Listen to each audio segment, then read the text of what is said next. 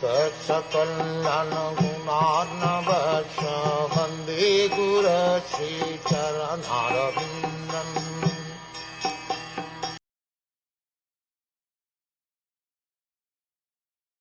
O my Lord, devotees who engage in the transcendental loving service of your lotus feet have no difficulty in achieving anything within the realm of the four principles of religiosity, economic development, sense gratification, and liberation.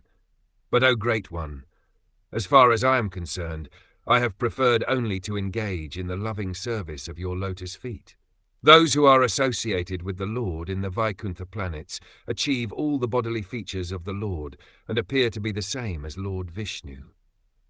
Such liberation is called Sarupya Mukti, which is one of the 5 kinds of liberation. The devotees engaged in the transcendental loving service of the Lord never accept the Sayuja Mukti, or merging in the rays of the Lord called the Brahmjyoti. The devotees can achieve not only liberation, but any success in the realm of religiosity, economic development, or sense gratification up to the standard of the demigods in the heavenly planets.